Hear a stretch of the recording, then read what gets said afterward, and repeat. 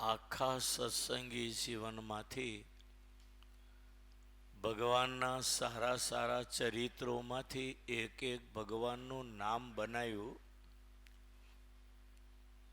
એવા આખા સત્સંગી જીવનમાંથી એક એક નામ, એક એક ચરિત્રમાંથી એક એક નામ કાઢી અને સ્તોત્ર બનાવ્યું 1000 નામનું. એને કહેવાય છે સર્વમંગલ સ્તોત્ર. અને શતાનંદ સ્વામીને એમ થયું કે લોકોને વહેલું હીરા ઘસવા જવું હશે, ખેતી કરવા જવું હશે, એટલે 1000 નામનો પાઠ નહીં કરી શકે. એટલે 1000 નામનું જે સ્તોત્ર એનું એસોટ કરી અને એમાંથી 108 નામનું સ્તોત્ર બનાવ્યું. અને 108 નામનું જે સ્તોત્ર એનું નામ છે જનમંગલ સ્તોત્ર. પહેલું સર્વમંગલ સ્તોત્ર અને આ જનમંગલ સ્તોત્ર.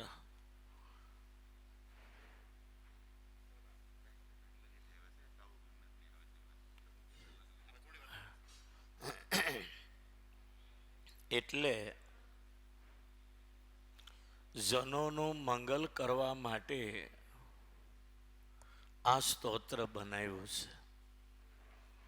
રોજ 11 જન્મંગલના પાઠ કરવાથી માણસની તમામ વિપત્તિઓ નાશ પામે એવું માધ્યમની અંદર શતાનંદ સ્વામીએ કહ્યું છે.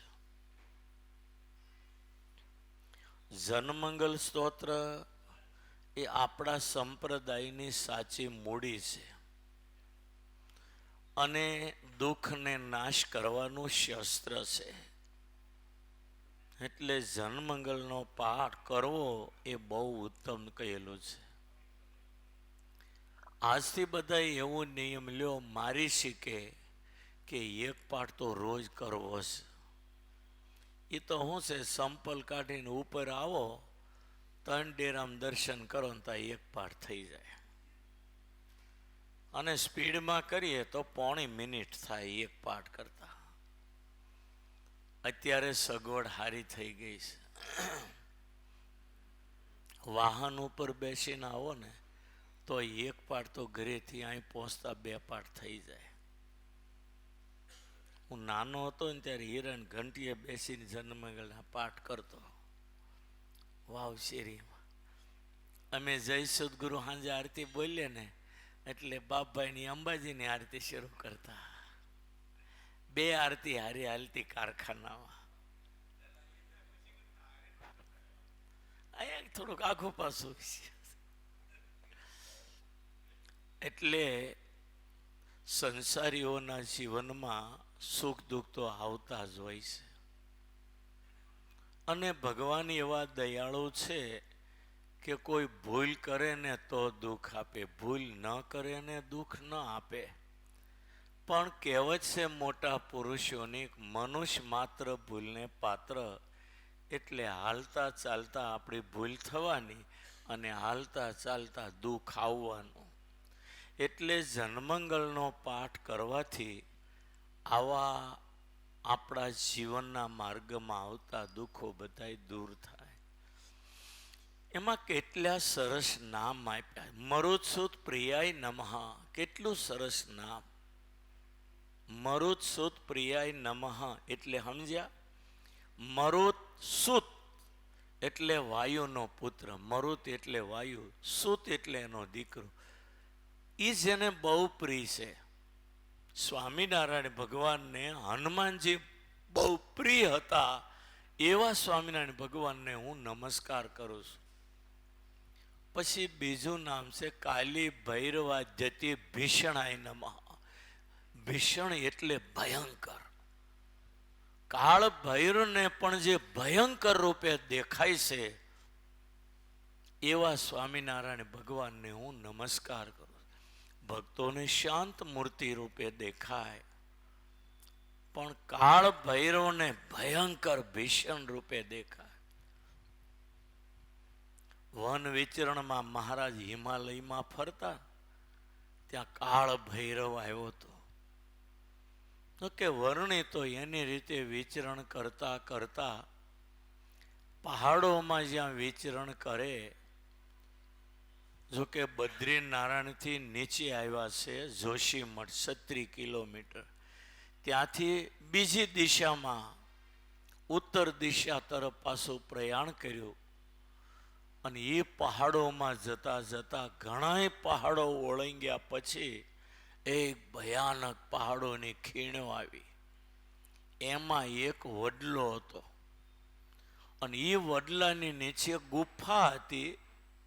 એ ગુફાની અંદર કાળ ભૈરવનું સ્થાન હતું. અને બરોબર સંધ્યાકાળ થયેલો અને કાળ ભૈરવ માંસ ભક્ષણ કરવા બહાર ગયેલો. જે તે પ્રાણીઓને પકડી અને તાજું મારીને માંસ ખાનારો કાળ ભૈરવ.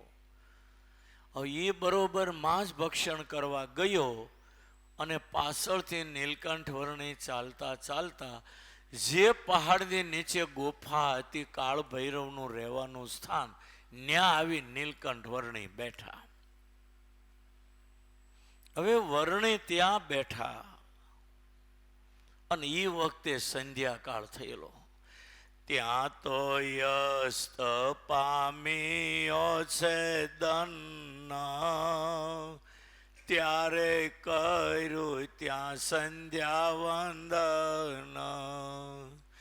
કર્યો નારાયણ વર્મ જાપ, પછી સમર્યા હનુમાન આપ.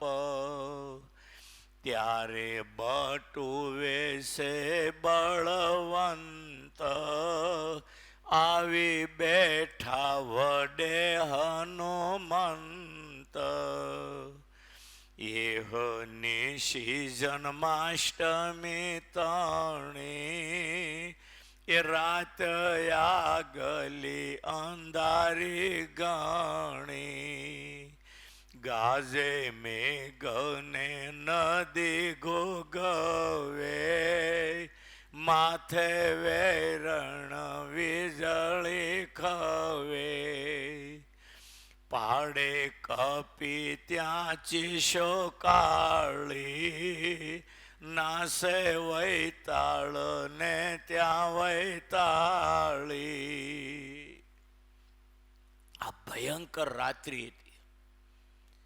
જન્માષ્ટમીની આગલી રાત્રિ એટલે આગલી રાત્રિ અંધારું બહુ હોય.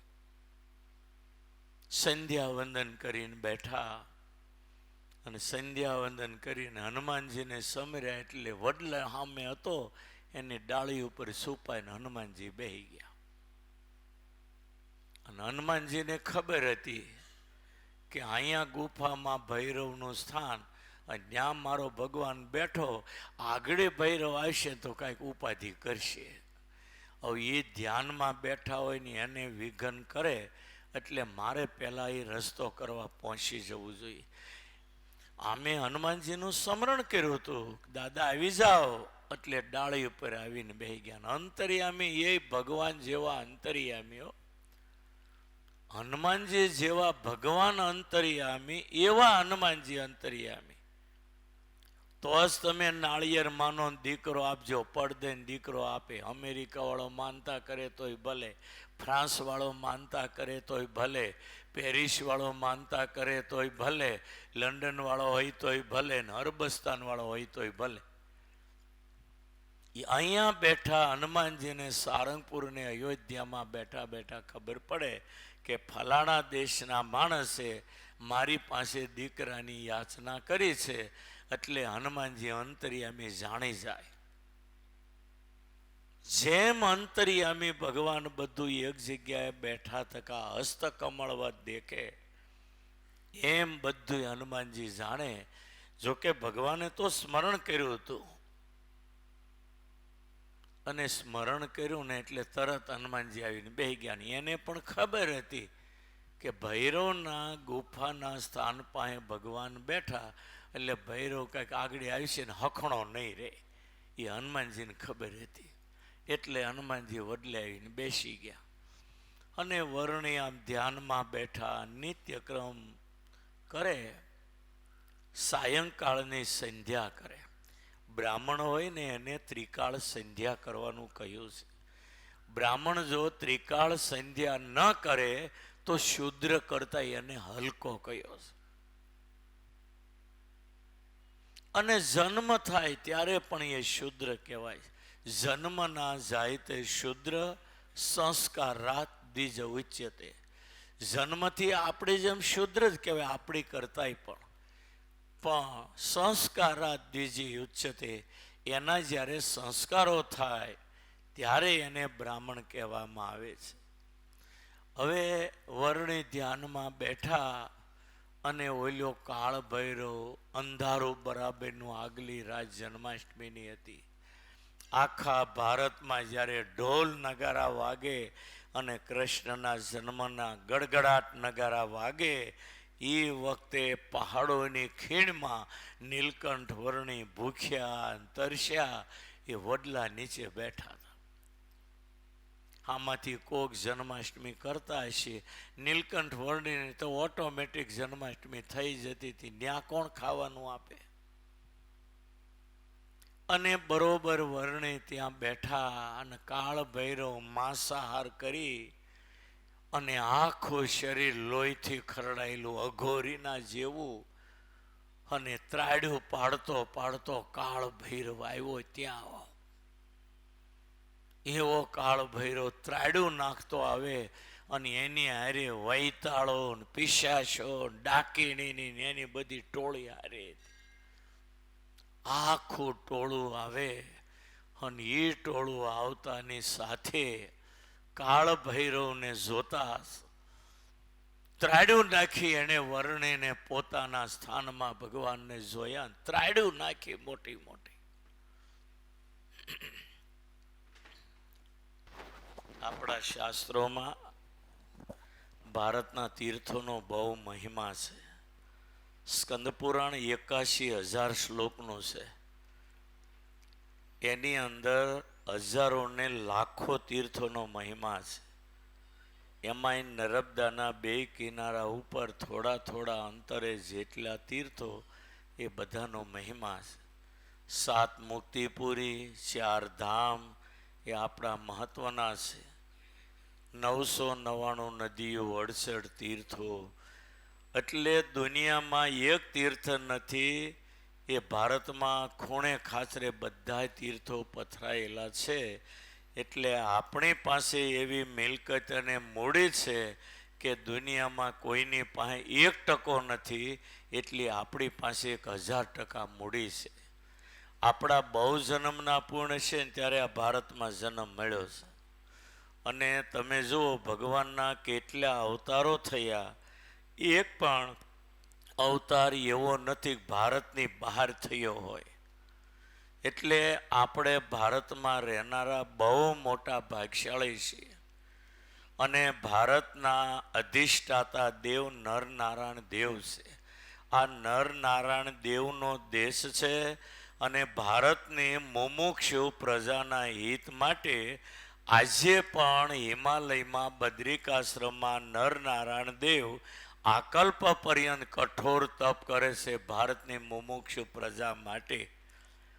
અને એટલે એ જ ભગવાનની પ્રેરણાથી આજે હાવ ભારત ખોળંબે ગયું હતું, હાવ ખાડે ગયું હતું, ત્યારે ભગવાન નરનારાયણ દેવની ઈચ્છા હશે એટલે આપણને ભારતમાં વડાપ્રધાન નરેન્દ્રભાઈ મોદી જેવા આપ્યા છે.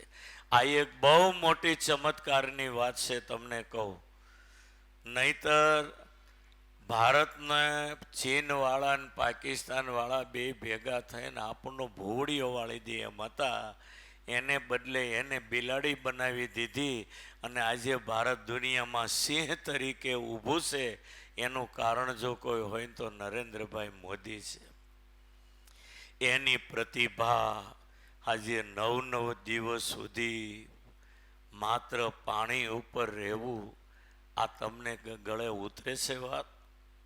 તમે એક હરિજયંતિ કરી જુઓ, ખબર પડે. પાણી વગરની પગ મંડે એકી બેકી રમવા.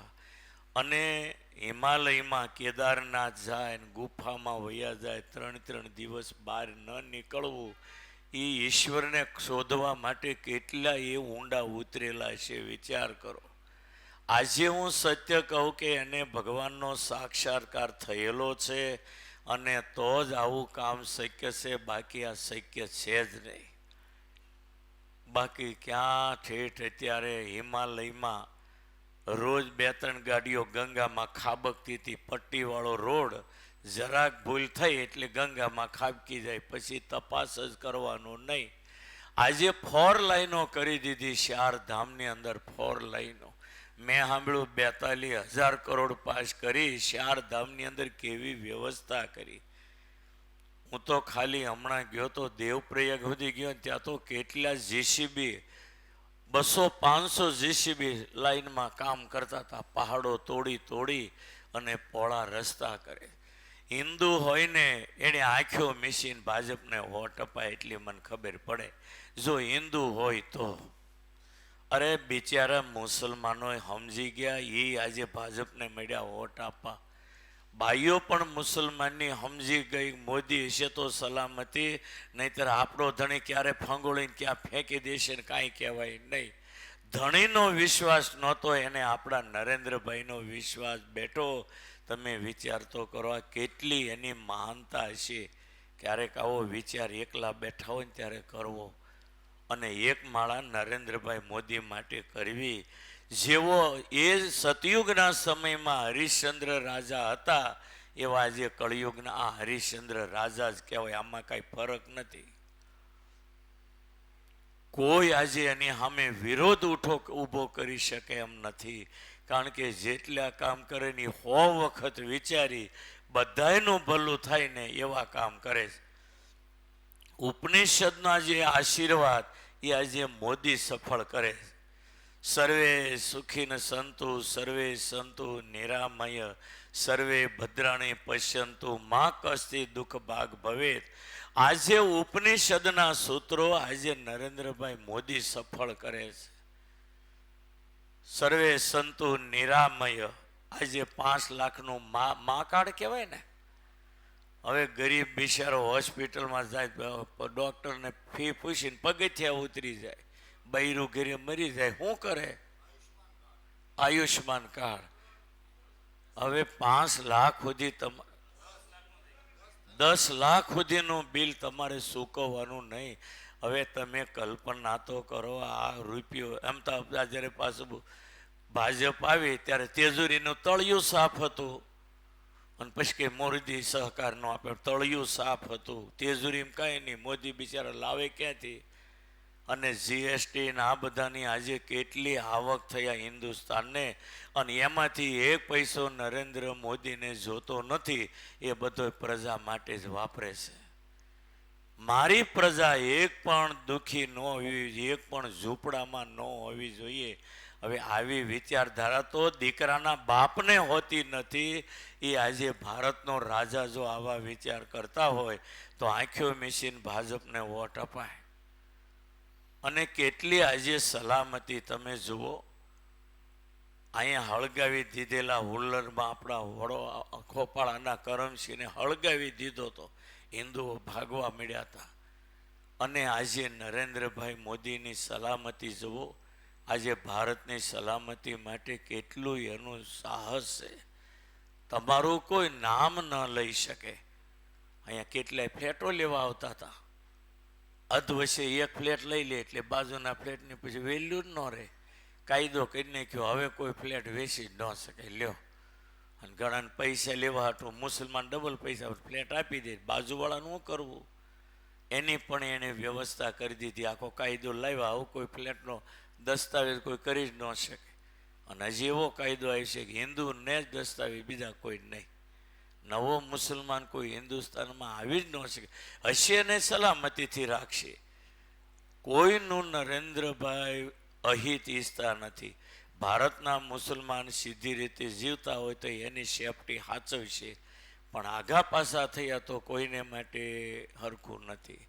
એટલે આ બધું કામ એટલું બધું આજે દેશમાં સરસ થાય, આ શક્ય જ નહોતું. તમને કહું, અને લોકો એમ કહેતા હોય કે ગાંધીજી ને સરદાર વલ્લભભાઈ આ બેને પણ નીચે રાખીને આજે ઉપર સ્થાન લીધું હોય તો નરેન્દ્રભાઈ મોદી. તેથી સરદાર વલ્લભભાઈને જીવવા ન દીધા. કદાચ મને એમ લાગે છે કે સરદાર વલ્લભભાઈ દેહ છૂટ્યો હોય છે અને એ જ નરેન્દ્ર મોદીને આવ્યા બનીને આવ્યા કોને ખબર, કહો લ્યો. સરદાર વલ્લભભાઈનું સપનું અધૂરું રહી ગયું, એને મારી નાખ્યા હતા. અને એ જ પાછા એ જ આત્મા આવ્યો એના દેશનું કામ કરવા આવ્યો હોય તો કોને ખબર. અને આરતીને તૈયારી છે હવે, પણ એમાં શું છે, ઓલા કેહુડાના વાઘા છે આજે નકરા ફૂલના શણગાર, એટલે થોડુંક મોડું થાય એમ છે. એટલે મને કીધું 5 મિનિટ તમે બોલો એમ. અને રામરાજ કેવું ગયું, 2-5 મિનિટ જ લાગશે. 7:30 કેટલા વાગ્યા? લો બસ થયો ડંકો પેટ.